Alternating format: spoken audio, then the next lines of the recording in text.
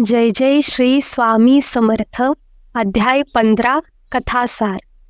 तीर्थाटन करणे, हठयोग आदी साधनांचा आग्रह धरणे, वेदाभ्यास आणि शास्त्रज्ञान हे जरी योग्य असले तरीही केवळ निस्सीम निरपेक्ष भावनेने श्री स्वामी भक्ती केली असता 4 पुरुषार्थाची प्राप्ती होते.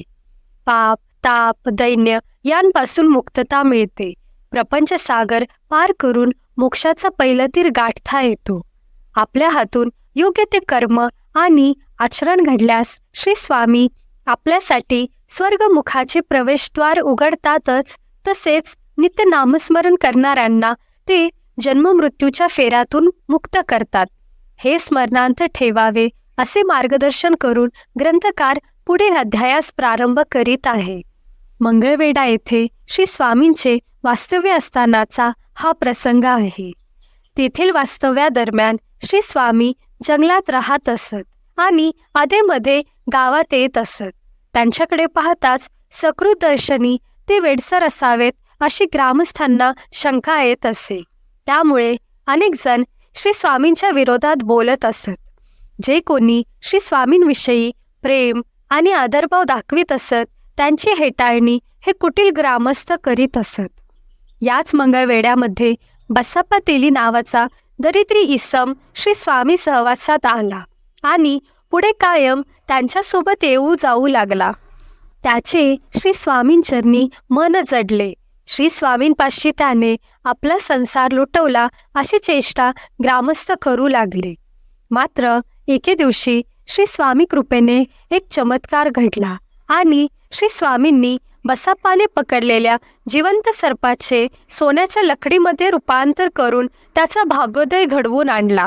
ही अद्भुत कथा सांगून या अध्यायाच्या शेवटी ग्रंथकारांनी श्री स्वामीसुत यांच्या विषयीचे कथानक पुढील अध्यायात कथन करीत असल्याची पूर्वसूचना दिलेली आहे. आता आपण 15वा अध्याय संस्कृत भाषेत बघूयात. पंचदशोऽध्यायः. श्री गणेशाय नमः. नलगे करणे तीर्थाटन, हठयोगादिक साधन, वेदाभ्यास शास्त्रज्ञान, मोक्ष साधना कारणे. अंतरी स्वामी भक्ती जडतां, 4 पुरुषार्थ येती हाता. पाप ताप दैन्य वार्ता, तेथे काही नुरेची.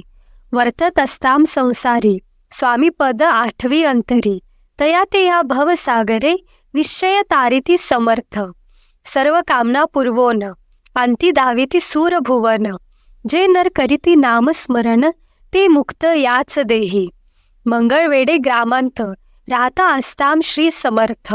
ग्रामवासी जन समस्त, वेडा म्हणती तयांसी. आपुली व्यावी प्रख्याती, हे नसेची जयाच्या चित्ती. स्वेच्छे वर्तन करीती, काही न जाणती जनवार्ता.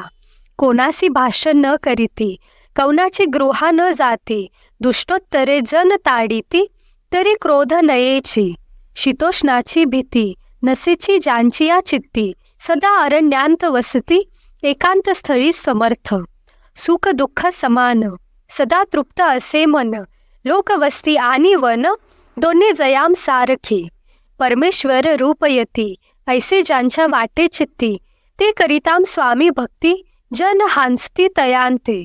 त्यावेळी मंगळवेढ्यांत बसप्पा तेली राहत. दारिद्र्य पिढीला बहुत, दीनस्थिती तयाची. बसप्पा व्यवसाय करी, पुरे न पडे त्या माझारी. 18 विश्वे दारिद्र्य घरी, पोटा भाकरी मिळीना. तो एके दिनी फिरत फिरत, सहज वना माझी जात. तोम देखिले श्री समर्थ, दिगंबर यतिराज.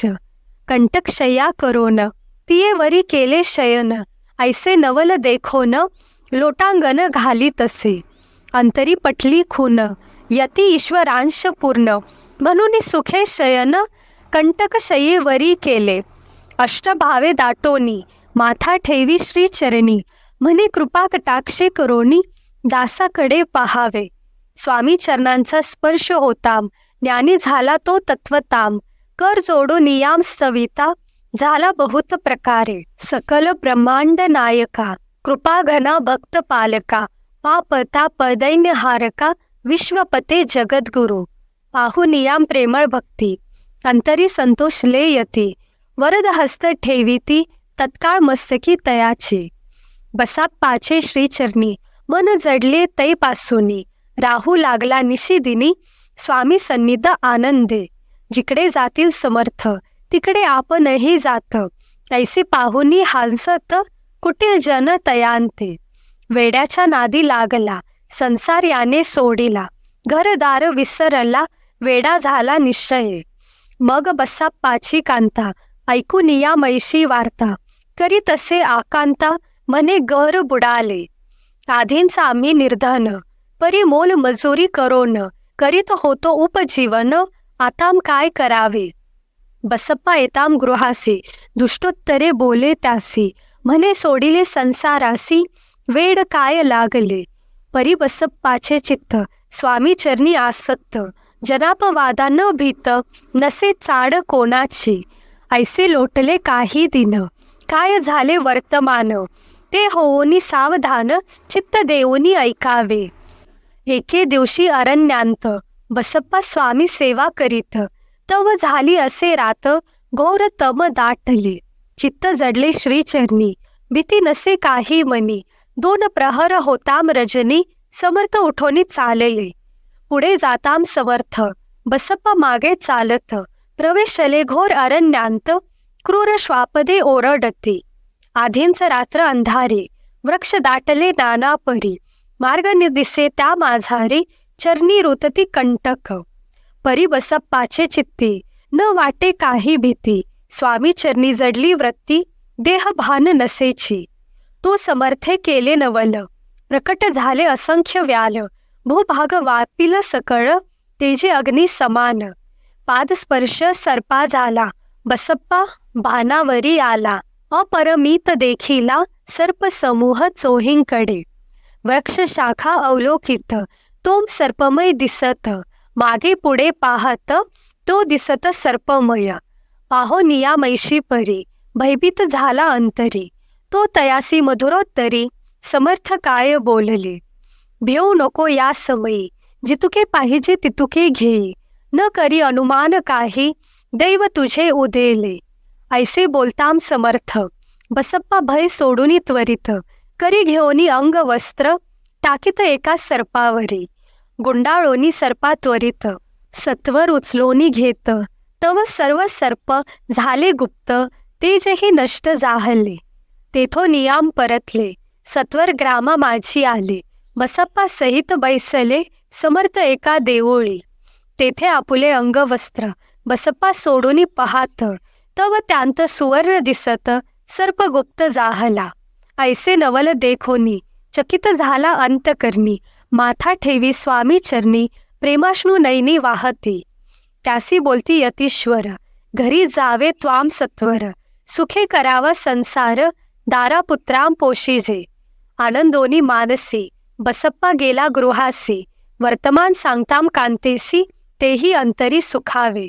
कृपा होताम समर्थांची वार्ता नुरेची दैन्याची. याविषयीही बसाप्पाची गोष्ट साक्ष देत असे.